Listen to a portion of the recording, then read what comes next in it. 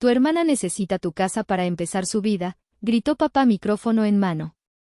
Frente a todo el mundo, me exigió las escrituras como regalo de boda. Al negarme, su mano estampó mi mejilla. Limpié mi sangre y sonreí. Acabas de cometer el peor error de tu vida. Entonces llegó la dueña real. Me llamo Sabrina, tengo 32 años y soy diseñadora de interiores. Siempre pensé que el día más feliz de mi vida sería mi propia boda, pero aquí estaba, en el baño de visitas de una hacienda de lujo en Cuernavaca, tratando desesperadamente de cubrir un moretón en mi brazo derecho con una capa gruesa de corrector. No me había golpeado nadie, todavía. El moretón era el resultado de cargar 6 cajas de vino tinto ayer por la tarde bajo el sol abrasador, porque el proveedor que mi padre contrató, el más barato, según él, decidió dejarlas en la entrada principal en lugar de llevarlas a la bodega. Sabrina. El grito agudo de mi hermana menor, Ivana, atravesó la puerta de madera tallada. Mueve tu trasero aquí. El cierre no sube. Suspiré. Guardé el corrector en mi bolso y me miré al espejo una última vez. Mis ojos estaban rojos, no de emoción, sino de agotamiento. Había dormido 4 horas en las últimas 3 noches. Me alicé el vestido color palo de rosa, que mi madre me había obligado a usar, un color que odiaba porque me hacía ver pálida, y salí al caos de la suite nupcial. Ivana estaba parada sobre un banco, luciendo como una muñeca de porcelana envuelta en seda y encaje francés. A sus 26 años, mi hermana era la definición de la niña de oro. Rubia, delicada y absolutamente inútil para cualquier cosa que requiriera esfuerzo físico o mental. ¿Dónde estabas? Me recriminó sin mirarme, mientras forcejeaba con la tela. Mamá dice que los floristas trajeron rosas color crema en lugar de blanco puro. Tienes que ir a gritarles. Ahora.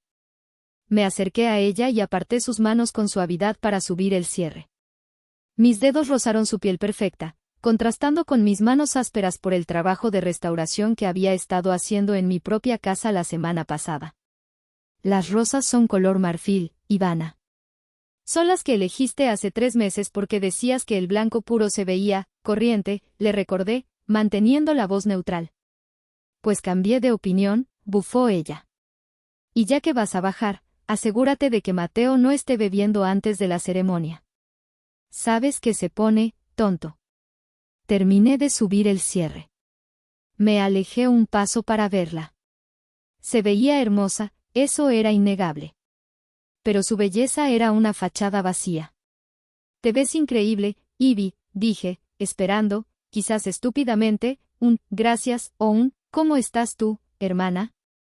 Ella se giró hacia el espejo de cuerpo entero, ignorándome por completo. Lo sé. Papá dijo que parezco una princesa de Disney. Por cierto, ¿ya hiciste la transferencia para el pago final del banquete? El gerente me estaba molestando hace rato. Sentí un nudo en el estómago. Ayer había transferido $500,000 de mis ahorros personales. Ya está hecho, Ivana. Como todo lo demás. En ese momento, la puerta se abrió y entraron mi madre, Cecilia, y mi padre, Héctor. Ambos venían vestidos impecablemente. Mi padre llevaba un smoking que probablemente costaba más que mi primer coche. Al verme, su sonrisa se desvaneció un poco, como si hubiera encontrado una mancha en su camisa. Ah, aquí estás, dijo mi padre, sin mirarme a los ojos, dirigiéndose directamente a Ivana. Mi princesa, el coche está listo. Los invitados están ansiosos. Papá, Sabrina dice que las flores están bien, pero yo las veo amarillas, se quejó Ivana, haciendo un puchero infantil. Héctor se giró hacia mí, con esa mirada que me hacía sentir pequeña desde que tenía 5 años. Una mezcla de decepción y autoridad. Sabrina, si tu hermana dice que están mal, están mal. Arréglalo. No sé para qué te pagamos. Ah, espera, no te pagamos. Lo haces porque es tu deber de hermana mayor. ¿O ya se te olvidó cuánto hemos hecho por ti? Quise gritar. Quise sacar mi celular y mostrarles los recibos digitales de los 2 millones de pesos que había inyectado en esta boda durante los últimos 6 meses. Quise decirles que el deber no incluía la bancarrota emocional y financiera. Pero el hábito de complacerlos, inculcado a golpes de culpa durante décadas, ganó de nuevo. Voy a ver lo de las flores, murmuré, bajando la cabeza. Y sonríe, por el amor de Dios, añadió mi madre, retocándose el labial. Tienes una cara de funeral que espanta. Nadie quiere a una solterona amargada en las fotos. Salí de la habitación, cerrando la puerta detrás de mí. Mientras caminaba por el pasillo de piedra de la hacienda, escuché las risas de mi familia al otro lado de la puerta. Se reían de algo que dijo Ivana. Eran una unidad perfecta de 3. Yo solo era el personal de servicio con el mismo apellido. Me detuve en una columna y respiré el aire húmedo y caliente de Cuernavaca. Me dolía el brazo, me dolía la cabeza, pero lo que más me dolía era esa pequeña esperanza estúpida en mi pecho que seguía esperando que, si hacía todo perfecto hoy, tal vez papá me miraría con orgullo. Qué equivocada estaba. La capilla de la hacienda era una estructura del siglo XVIII, sin techo, con enredaderas cayendo por las paredes de piedra antigua. Era el escenario perfecto para una boda de ensueño, y yo misma había pasado 3 fines de semana diseñando la iluminación para que, al caer la tarde, el lugar pareciera mágico. Los invitados comenzaban a llegar. La crema y nata de la sociedad de la Ciudad de México estaba allí. Socios de negocios de mi padre, o gente a la que él quería impresionar, amigos ricos de la familia de Mateo, y parientes lejanos que solo aparecían cuando había comida gratis y alcohol caro. Caminé hacia la primera fila, el lugar reservado para la familia directa. Había 4 sillas con letreros caligrafiados a mano. Madre de la novia, padre de la novia, hermana de la novia. Me detuve. En la silla que debería decir hermana de la novia, había un bolso Chanel que reconocí al instante. Era de la madre de Mateo, la suegra de Ivana. Disculpe, le dije suavemente a una de las tías de Mateo que estaba acomodándose, creo que esta es la fila de la familia de la novia. En ese momento, sentí una mano en mi codo. Era mi madre. Su agarre era firme, sus uñas se clavaban en mi piel a través de la tela de mi vestido. Sabrina, cariño, dijo con una sonrisa falsa pegada al rostro para que nadie notara la tensión, hubo un pequeño cambio. ¿Qué cambio? Pregunté, sintiendo un frío en el estómago. Los Gutiérrez, la familia de Mateo, trajeron a más gente de la esperada. Y tu padre necesita sentar al señor Montiel en primera fila, ya sabes, por el negocio de la construcción. Y mi voz tembló. Y necesitamos que nos cedas tu lugar. Te pusimos en la tercera fila, con las tías abuelas y los primos segundos. Miré hacia atrás. La tercera fila estaba llena de niños pequeños que ya estaban llorando por el calor y ancianas que abanicaban frenéticamente. Era el lugar donde sentabas a la gente que invitabas por compromiso. Soy su hermana, mamá. Soy la dama de honor principal. Ay, no seas dramática, susurró ella, su tono endureciéndose. Ya estás grandecita para hacer berrinches.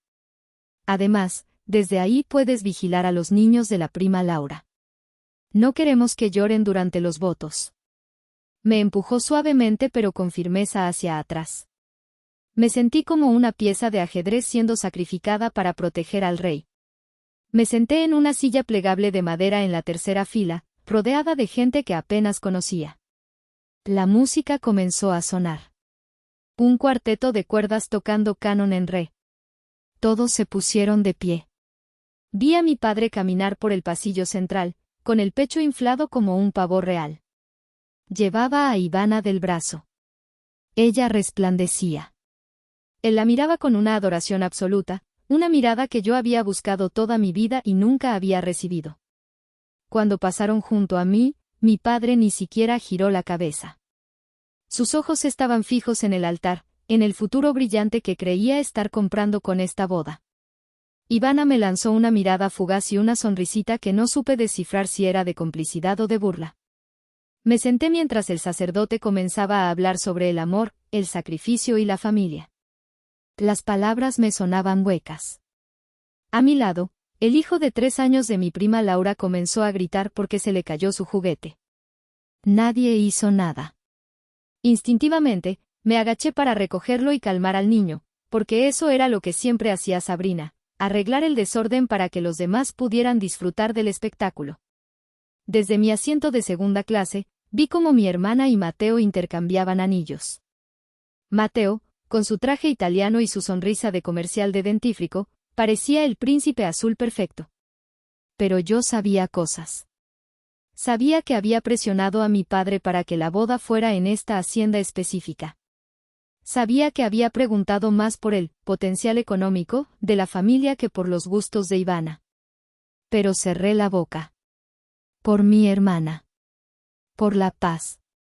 Si alguien tiene alguna razón para que esta pareja no se una en matrimonio, que hable ahora o calle para siempre, dijo el sacerdote. Hubo un silencio solemne. Apreté los labios tan fuerte que sentí sabor a sangre. Calle para siempre.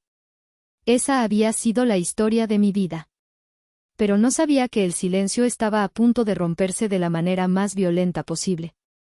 Mientras el sacerdote bendecía a la pareja, mi mente viajó 5 años atrás. A otro momento, en otro lugar, pero con el mismo desprecio familiar. Estábamos en Coyoacán, uno de los barrios más antiguos y bohemios de la Ciudad de México. El aire olía a café tostado y a lluvia reciente. Yo tenía 27 años y acababa de firmar las escrituras de mi primera propiedad, una casona colonial en ruinas que había costado cada centavo de mis ahorros y un préstamo bancario que me tendría endeudada por 15 años. Había invitado a mi padre a verla, esperando, tontamente, que viera mi visión. Que viera el potencial. Recuerdo el sonido de sus zapatos de cuero italiano crujiendo sobre los escombros del suelo. Miró las paredes descarapeladas, las vigas de madera podridas y el jardín invadido por la maleza con una expresión de puro asco. ¿Esto es? Preguntó, pateando un pedazo de yeso. Sí, papá, dije, con los ojos brillando. Mira los techos altos, la estructura es sólida. Voy a restaurarla. Mi estudio de diseño estará en la planta baja y viviré arriba. Va a ser magnífico. Él soltó una carcajada seca, sin humor. Escupió en el suelo, justo al lado de mis pies. Eres una estúpida, Sabrina. 3 millones de pesos tirados a la basura por una pila de escombros. ¿Para qué quiere una mujer sola una casa tan grande? ¿Acaso piensas llenarla de gatos? Es una inversión, papá. Coyoacán está subiendo de valor. Tú no sabes nada de negocios. Me gritó, su voz retumbando en la casa vacía. Si me hubieras dado ese dinero, lo habría invertido en la empresa. Pero no, la señorita quiere jugar a la arquitecta. Te vas a morir de hambre aquí. Y no vengas a pedirme dinero cuando el techo se te caiga encima. Se dio la vuelta y se fue, dejándome sola entre el polvo y el silencio. Ese día lloré. Lloré hasta quedarme dormida en un colchón inflable en medio de la sala vacía. Pero al día siguiente, me levanté. Y trabajé. Dios sabe que trabajé. Durante 2 años, comí atún en lata y fideos instantáneos. No compré ropa nueva, no salí de vacaciones. Pasé mis fines de semana lijando madera, pintando paredes, aprendiendo plomería porque no podía pagar a un experto. Cada peso que ganaba en mi trabajo se iba directo a la casa. Poco a poco, la ruina se transformó. Las vigas podridas fueron reemplazadas por madera de oyamel tratada. El jardín salvaje se convirtió en un oasis de jacarandas y fuentes de piedra. La fachada recuperó su color amarillo ocre original. Mi casa se convirtió en mi refugio, mi fortaleza. Y también en mi tarjeta de presentación. Cuando los clientes venían a mi estudio y veían lo que había hecho, los contratos se firmaban solos. Mi carrera despegó. La casa que mi padre había despreciado ahora estaba valuada en 18 millones de pesos. Era una joya arquitectónica que había salido en revistas de diseño.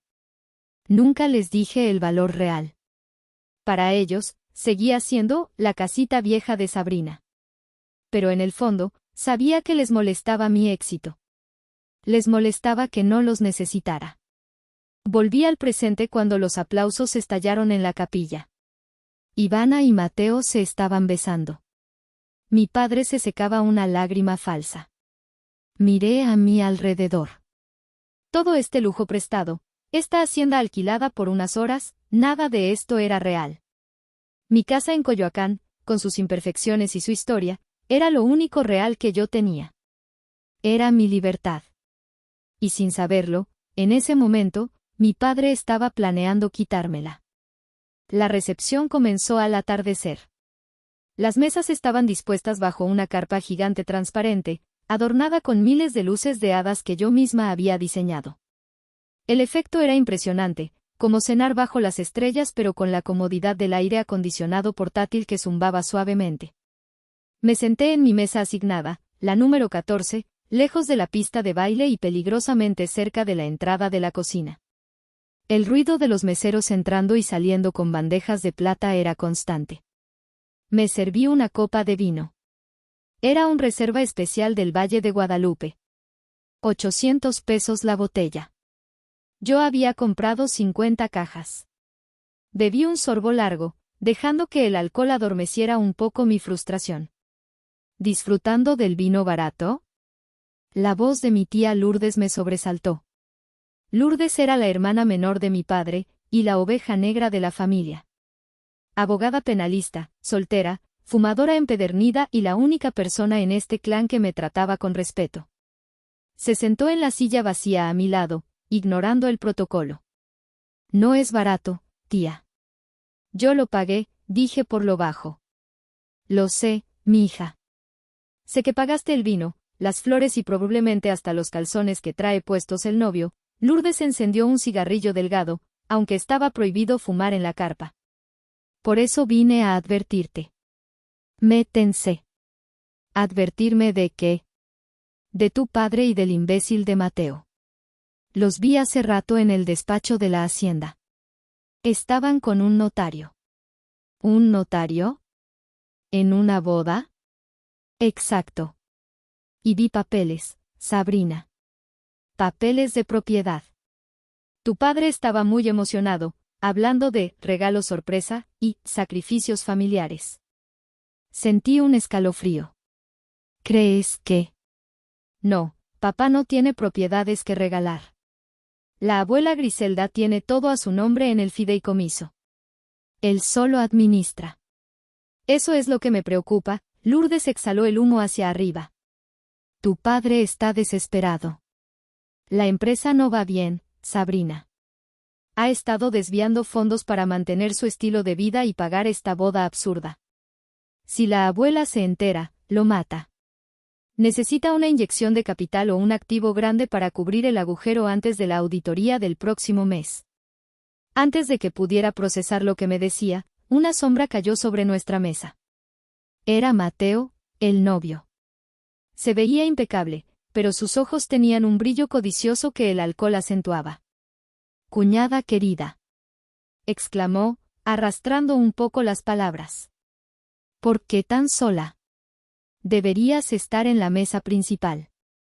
Estoy bien aquí, Mateo. Felicidades, dije secamente. Él se inclinó sobre la mesa, invadiendo mi espacio personal. Olía a whisky caro y a loción pesada. Sabes, Ivana y yo estábamos hablando de tu casa en Coyoacán. Es increíble. De verdad. Un desperdicio que viva una sola persona ahí, ¿no crees? Es mi hogar y mi oficina, Mateo. No es un desperdicio. Claro, claro, sonrió con malicia. Pero imagina unos niños corriendo por ese jardín. Ivana quiere ser madre pronto. Esa casa sería perfecta para una familia de verdad.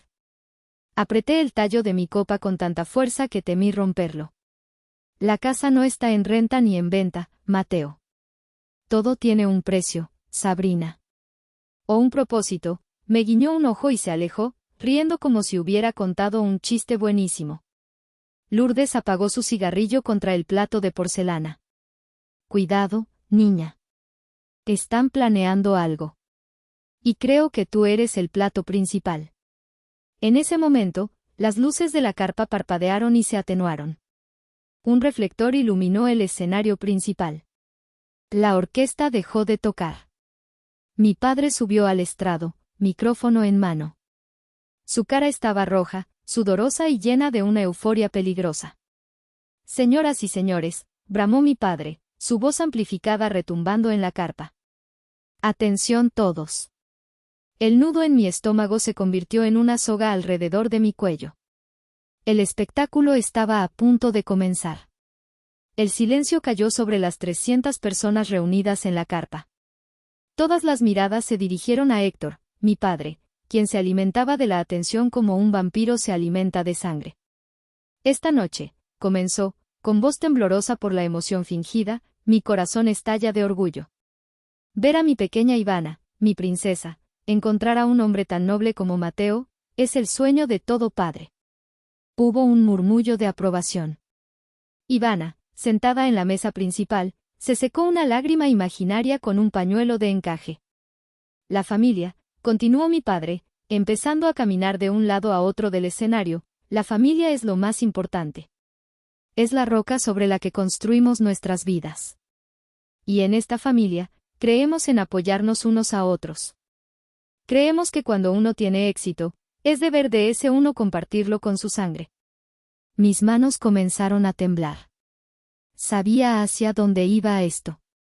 Era el mismo discurso que usaba cuando quería que yo pagara las vacaciones familiares o el coche nuevo de mamá. Compartir con la sangre. Sabrina, dijo de repente, buscándome con la mirada entre la multitud.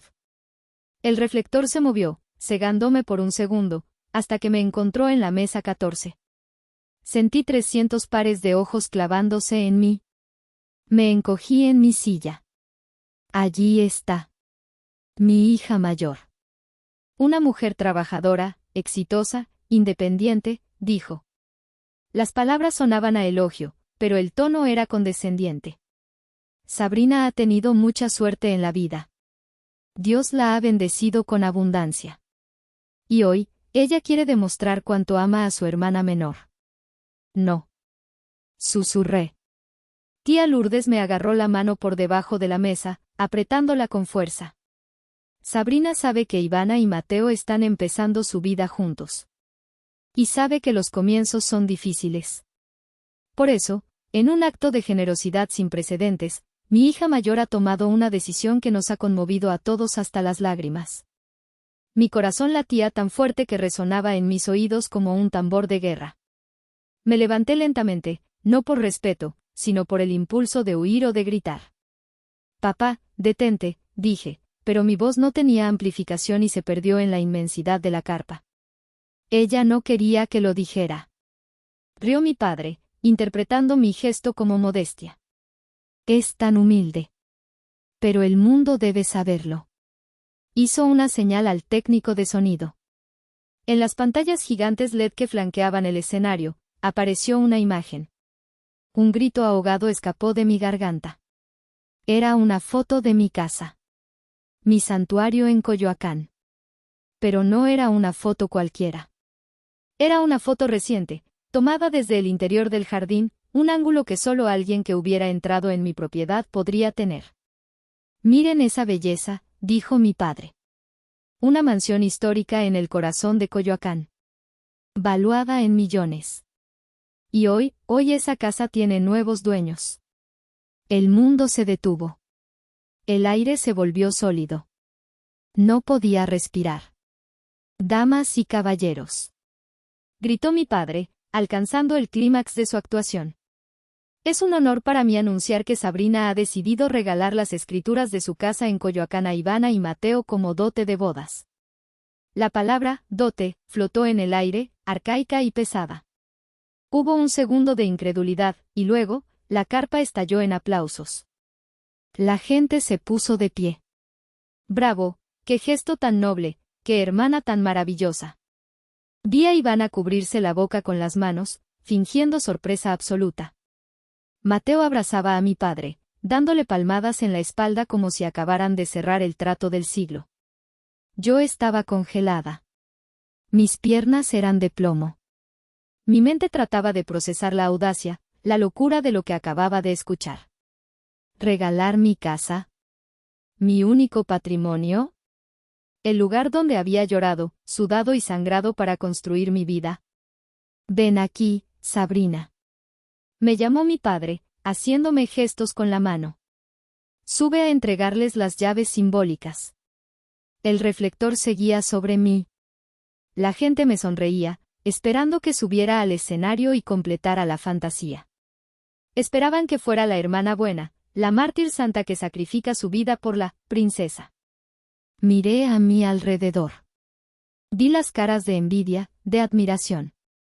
Nadie se cuestionaba si esto era real. Nadie pensaba, ¿por qué una mujer de 32 años regalaría su casa y se quedaría en la calle? Solo veían el dinero. No. La palabra salió de mi boca, rasposa y baja. Tía Lourdes se levantó conmigo. Esto es ilegal. Gritó ella, pero los aplausos ahogaron su voz. Mi padre, al ver que no me movía, bajó del escenario. El micrófono inalámbrico seguía en su mano, pero lo bajó a su costado. Caminó hacia mí, abriéndose paso entre las mesas, con una sonrisa fija que no llegaba a sus ojos. Cuando llegó a mi mesa, los aplausos disminuyeron, esperando el emotivo abrazo entre padre e hija. Héctor se inclinó hacia mí para abrazarme, pero susurró en mi oído con una voz que helaba la sangre. Sube al maldito escenario, Sabrina. No me hagas quedar mal frente a los Gutiérrez. ¿Estás loco?, le susurré de vuelta, temblando de rabia. Esa casa es mía. Nunca acordé esto. La empresa está en quiebra, estúpida, siseó él, apretando mi brazo con tanta fuerza que supe que dejaría otro moretón. Necesito ese activo para garantizar un préstamo con el suegro de tu hermana. Si no lo haces, nos hundimos todos. Firma los papeles y sonríe. Se apartó y volvió a sonreír al público. Está tan emocionada que no puede moverse. Gritó al micrófono. Un aplauso para animarla. La gente aplaudió más fuerte. La presión era física, asfixiante. Sentí que las paredes de la carpa se cerraban sobre mí. Querían mi casa. Querían mi vida. Y creían que tenían derecho a tomarla. Me solté del agarre de mi padre con un tirón brusco. El movimiento fue tan violento que derribé mi silla. El ruido de la madera golpeando el suelo cortó los aplausos. El silencio comenzó a extenderse desde la mesa 14 hacia afuera, como una ola de agua fría. No, dije, esta vez lo suficientemente alto para que las mesas cercanas me escucharan. La sonrisa de mi padre vaciló. Sus ojos se oscurecieron. Sabrina, advirtió, con ese tono de, te voy a dar una paliza cuando lleguemos a casa, que conocía desde la infancia. Pero ya no éramos niños. Y yo no estaba en su casa. Caminé hacia el pasillo central, no hacia el escenario, sino hacia la salida. Necesitaba aire. Necesitaba escapar de esta locura. ¿A dónde vas? La voz de mi padre retumbó por los altavoces. Se había olvidado de bajar el micrófono. Ahora todos escucharon su tono real, agresivo y dominante. Me detuve y me giré. La adrenalina corría por mis venas, borrando el miedo y dejando solo una claridad cristalina. Me voy a mi casa, papá. A mi casa. La que compré con mi dinero. La que restauré con mis manos. Esa que tú llamaste basura hace 5 años. Hubo jadeos entre la multitud. Mateo, el novio, se puso de pie de un salto, perdiendo su compostura de príncipe. Pero Sabrina. Gritó Mateo, sin micrófono, pero con la desesperación de un hombre que ve cómo se le escapa la lotería. Ya lo habíamos hablado. Es por la familia. Es el futuro de tus sobrinos. Tú cállate, Mateo. Le espeté, y mi voz resonó con una autoridad que nunca antes había usado. Tú no quieres hijos, quieres una hipoteca gratis. Son unos parásitos. Todos ustedes. Sabrina, basta. Mi madre corrió hacia mí, con la cara descompuesta por el pánico social. Estás borracha. No sabes lo que dices. Pídele perdón a tu padre y a tu hermana ahora mismo. No estoy borracha, mamá. Estoy despierta. Por primera vez en mi vida, estoy completamente despierta. Miré a Ivana. Ella no estaba llorando. Me miraba con odio puro. La máscara de niña dulce se había caído. Eres una egoísta, gritó Ivana desde la mesa principal. ¿Siempre has tenido celos de mí? ¿Sabes que yo merezco esa casa más que tú? Tú vas a morir sola, amargada, nadie te quiere. Las palabras dolieron, sí, pero también confirmaron todo. Nunca fui su hermana, solo fui su competencia y su banco. Prefiero morir sola en mi casa que vivir rodeada de víboras como ustedes, dije con calma. Di la vuelta para irme. Fue entonces cuando escuché los pasos pesados de mi padre corriendo hacia mí. No tuve tiempo de reaccionar. Una mano me agarró del hombro y me giró con violencia. Me encontré cara a cara con Héctor. Su rostro estaba transformado por una ira ciega, las venas de su cuello sobresalían y su boca estaba llena de saliva. A mí nadie me da la espalda. Rugió. Y menos una hija malagradecida. Firma los malditos papeles ahora mismo. Sacó de su bolsillo interior un documento arrugado y me lo estrujó contra el pecho. No. Grité, y con un manotazo tiré los papeles al suelo. Las hojas blancas se esparcieron por la alfombra roja como plumas muertas. Lo que sucedió después pareció ocurrir en cámara lenta. Vi su mano derecha elevarse. Vi el destello del anillo de oro macizo con el escudo familiar que llevaba en el dedo anular. Quise moverme, quise cubrirme, pero el shock me mantuvo clavada en el sitio. ¡Crack! El sonido fue seco, como una rama rompiéndose. Su mano impactó contra mi mejilla izquierda con una fuerza brutal. La inercia del golpe me lanzó hacia atrás. Perdí el equilibrio y caí sobre una mesa auxiliar donde había una torre de copas de champán. El estruendo de cientos de cristales rompiéndose fue ensordecedor. El champán frío me empapó la espalda y el cabello. Sentí un dolor agudo en el brazo y en la cara. Quedé tendida en el suelo, entre vidrios rotos y líquido espumoso. El silencio que siguió fue absoluto. Ni un murmullo. Ni una respiración. Incluso la música de fondo se había detenido. Me llevé la mano a la cara. Sentí algo caliente y pegajoso. Retiré los dedos y los vi manchados de rojo brillante. El anillo de mi padre me había cortado el pómulo. Mi arete de diamante había salido volando. Levanté la vista. Mi padre estaba de pie sobre mí, respirando agitadamente. Por un segundo, vi un destello de horror en sus ojos al darse cuenta de lo que había hecho frente a 300 personas. Pero el horror fue reemplazado rápidamente por la justificación. Mira lo que me hiciste hacer, dijo, jadeando. Es tu culpa. Siempre provocando. Miré hacia la mesa principal. Mateo no estaba corriendo a ayudarme. Estaba agachado en el suelo, recogiendo frenéticamente las hojas del contrato de donación, asegurándose de que no se hubieran mojado con el champán. Ivana se había tapado los ojos, no por horror, sino para no ver cosas feas. Mi madre estaba petrificada, con las manos en la boca. Nadie se movió. 300 invitados. Amigos, familiares, socios. Nadie se movió para ayudar a la mujer sangrando en el suelo. En ese momento, algo dentro de mí murió.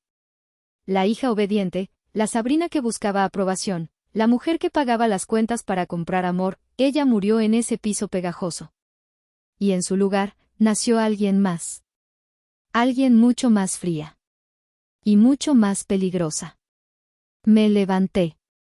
Mis piernas temblaban, y los cristales crujían bajo mis zapatos, pero me puse de pie. Rechacé la mano que finalmente me ofreció un mesero asustado. No dije nada. No grité. No lloré. Tomé una servilleta de tela blanca de la mesa más cercana. Con movimientos lentos y deliberados, me limpié la sangre de la mejilla. La tela blanca se tiñó de un rojo violento. Miré a mi padre a los ojos una última vez. Él retrocedió un paso, intimidado por el vacío absoluto en mi mirada. Dejé caer la servilleta ensangrentada a sus pies, como un guante de duelo medieval. Me di la vuelta y caminé hacia la salida. Esta vez, nadie intentó detenerme. La multitud se abrió como el mar rojo, apartando la mirada, avergonzados de su propia pasividad. Entré al baño de mujeres del vestíbulo principal. Cerré la puerta con seguro. El silencio aquí era sepulcral, solo roto por el zumbido del aire acondicionado. Me miré en el espejo. Mi maquillaje estaba corrido, mi vestido de 20,000 pesos estaba arruinado por el vino y la sangre, y mi cara comenzaba a hincharse visiblemente. Parecía una víctima. Pero no me sentía como una. Saqué mi teléfono con manos que, sorprendentemente, ya no temblaban. Tenía 5 llamadas perdidas de tía Lourdes. Marqué su número. Contestó al primer tono. Sabrina. Por Dios. Estoy yendo hacia allá con seguridad, no te muevas, gritó Lourdes. Estoy bien, tía, dije, y mi voz sonó extraña, metálica. Pero necesito que hagas algo por mí. Lo que sea, mija. Llama a la abuela. Sé que está en la casona vieja, al otro lado de la propiedad. Dile que prenda su tablet.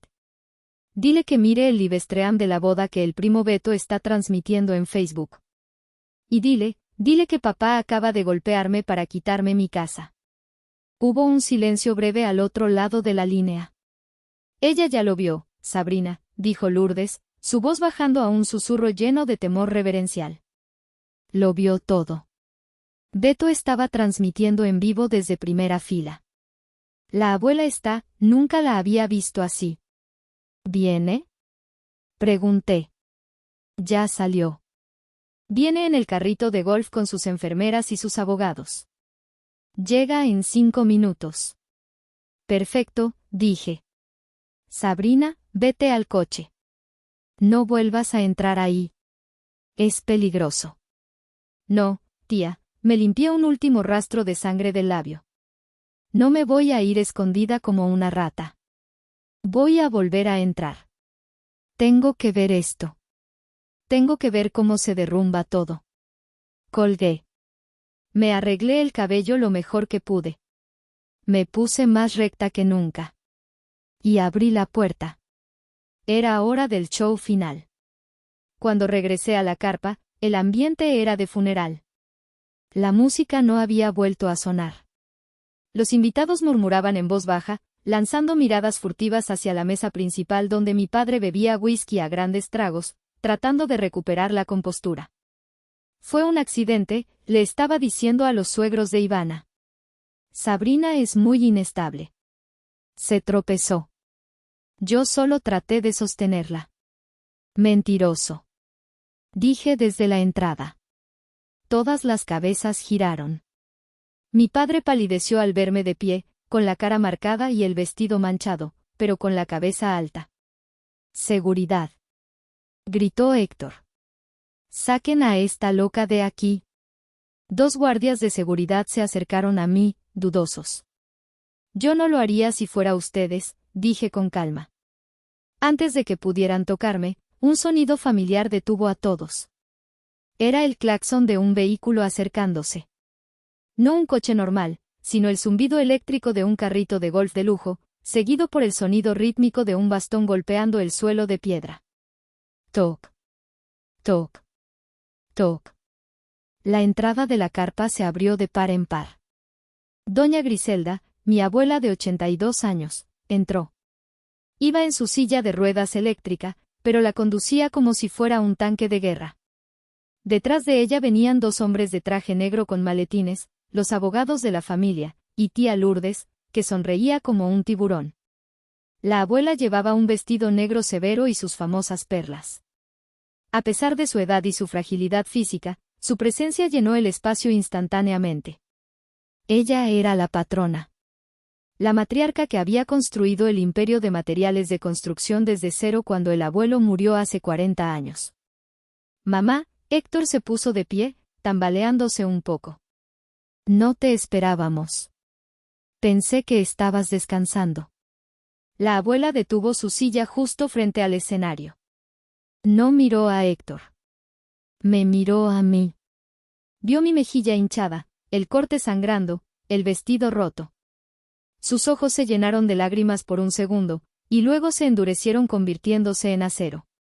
Nadie toca a mi nieta, dijo doña Griselda. Su voz no era fuerte, pero con el silencio sepulcral, se escuchó hasta la última fila. Nadie. Y menos un empleado incompetente como tú. ¿Empleado? Héctor rió nerviosamente. Mamá, por favor, no digas tonterías frente a los invitados. Soy el director general. Soy tu hijo. Eras mi hijo, corrigió ella. Ahora eres solo un ladrón que golpea mujeres. La abuela hizo un gesto a uno de los abogados.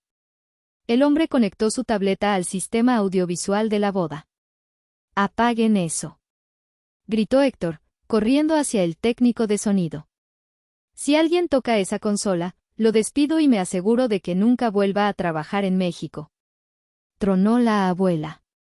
El técnico levantó las manos y se alejó de los controles. Las pantallas gigantes, que antes mostraban mi casa, parpadearon y mostraron una nueva imagen, estados de cuenta bancarios. Un grito colectivo recorrió la sala. En las pantallas se veían transferencias marcadas en rojo. Desvío de fondos a cuenta personal, gastos no autorizados, boda Ivana, pago Hacienda Cuernavaca. Damas y caballeros, dijo la abuela, tomando un micrófono que tía Lourdes le alcanzó. Lamento arruinar la fiesta, pero creo que tienen derecho a saber quién está pagando realmente por este circo.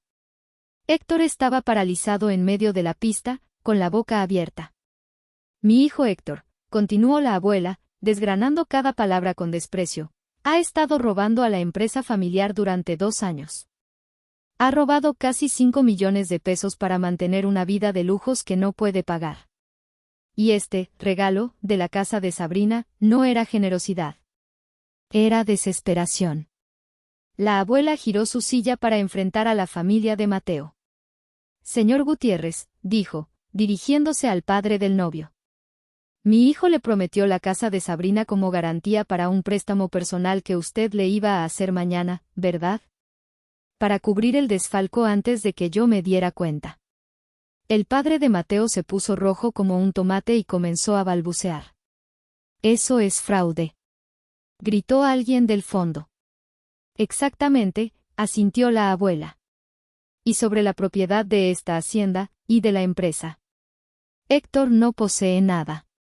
Todo está en un fideicomiso. Y adivinen quién es la única beneficiaria en caso de mala conducta del administrador. Todas las miradas se volvieron hacia mí. Sabrina, dijo la abuela.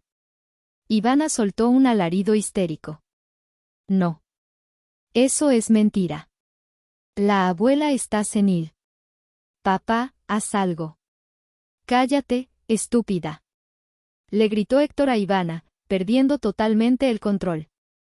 Por tu culpa estamos en esto. Si te hubieras casado con un rico de verdad no tendría que haber hecho esto. El velo se cayó. Mateo, el novio perfecto, escuchó esto y soltó la mano de Ivana como si quemara. ¿Entonces no hay casa? ¿No hay dinero? Preguntó Mateo, mirando a Héctor con asco. No, dijo la abuela. Lo único que hay aquí es deuda y vergüenza. Héctor, estás despedido. Tienes hasta mañana a las 9 de la mañana para vaciar tu oficina. Y te sugiero que busques un abogado, porque voy a proceder penalmente por el desfalco y por la agresión física a mi nieta. Mi madre, Cecilia, que había estado muda todo este tiempo, corrió hacia la abuela y se arrodilló ante su silla. Griselda, por favor. Somos familia. No puedes hacernos esto. ¿A dónde vamos a ir? La abuela la miró con lástima. Tienen una casa, ¿no? Esa pequeña en la colonia Doctores que era de tus padres, Cecilia. Espero que no la hayan vendido. Porque la mansión de las Lomas es propiedad de la empresa, y voy a recuperarla el lunes. Mateo. Gimió Ivana, agarrándose del brazo de su esposo. Vámonos, mi amor, sácame de aquí. Mateo se soltó bruscamente. Se quitó el anillo de matrimonio y lo tiró en la mesa. Lo siento, Ivana. Yo no me casé para mantener a una familia de estafadores en bancarrota. Esto se acabó. Voy a pedir la anulación mañana mismo. Mateo hizo una señal a sus padres, y la familia del novio comenzó a salir en masa, murmurando indignados sobre el engaño. El caos era total. Los meseros recogían las botellas de vino, mi vino, antes de que alguien más se las llevara. Los invitados huían como ratas de un barco que se hunde. Me quedé de pie en medio de la pista de baile vacía, observando la destrucción de mi familia. Mi padre estaba sentado en el suelo, con la cabeza entre las manos, un hombre derrotado y patético. Mi madre lloraba abrazada a una columna. Ivana gritaba insultos a la espalda de Mateo mientras él se alejaba. Caminé hacia ellos. Mis tacones resonaban en el piso de madera. Me detuve frente a mi padre. Él levantó la vista. Sus ojos estaban inyectados en sangre. Sabrina, dijo, y su voz se quebró. Mi hija, perdóname.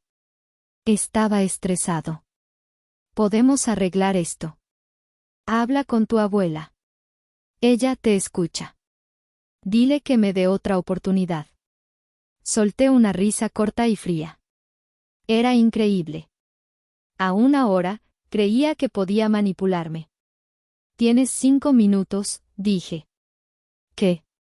Preguntó él. Tienes 5 minutos para sacar tus cosas, agarrar a tu esposa y a tu hija caprichosa, y largarte de esta hacienda. Porque, técnicamente, como nueva administradora del fideicomiso, yo soy la que paga el alquiler del lugar. Y no quiero basura en mi fiesta. ¿Nos estás echando? Preguntó mi madre, incrédula. ¿A tu propia sangre? ¿Con la cara herida y sin coche? Ustedes me echaron de su familia hace mucho tiempo, les dije. Solo que hoy lo hice oficial. Me di la vuelta y caminé hacia la abuela y tía Lourdes. Vámonos, abuela. Te invito a cenar a mi casa. A la de Coyoacán. Dicen que es muy bonita, dije, tomando la mano arrugada de doña Griselda. Me encantaría, mi niña, sonrió ella, acariciando mi mano sana. Salimos de la carpa dejando atrás los gritos y los llantos. Mientras subíamos al coche de la abuela, vi por el retrovisor cómo la seguridad escoltaba a mi padre, mi madre e Ivana hacia la salida de servicio. Caminaban bajo la lluvia que acababa de empezar, sin paraguas, con sus trajes de lujo arruinados. 3 meses después. Estoy sentada en el jardín de mi casa en Coyoacán. El sol de la mañana ilumina las bugambilias que acabo de plantar. Mi cara ha sanado, aunque una pequeña cicatriz blanca quedó en mi pómulo. Me gusta. Es un recordatorio. Mi teléfono vibra. Es un mensaje de un número desconocido. Lo abro. Sabrina, por favor. Tu padre está muy deprimido. No tenemos para pagar la luz. Ivana está trabajando de recepcionista y no le alcanza. Solo necesitamos un poco de ayuda. Eres nuestra hija. Miro el mensaje. No siento culpa. No siento tristeza. Solo siento una inmensa paz. Tía Lourdes llega con 2 tazas de café. Ahora es mi socia en la nueva empresa que fundamos con el capital de la abuela.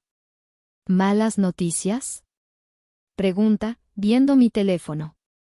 No, sonrío y presiono el botón de bloquear. Solo spam. Bebo mi café. Sabe a libertad. Sabe a victoria. Mi familia de sangre quiso sacrificarme para salvarse ellos mismos. Pero olvidaron una lección básica de arquitectura: si construyes tu casa sobre cimientos podridos, eventualmente se caerá. Y yo fui el terremoto que la derribó. ¿Soy cruel por dejarlos hundirse? Tal vez. Pero por primera vez en mi vida, soy la protagonista de mi propia historia, y en esta casa, en mi casa, ya no hay lugar para monstruos.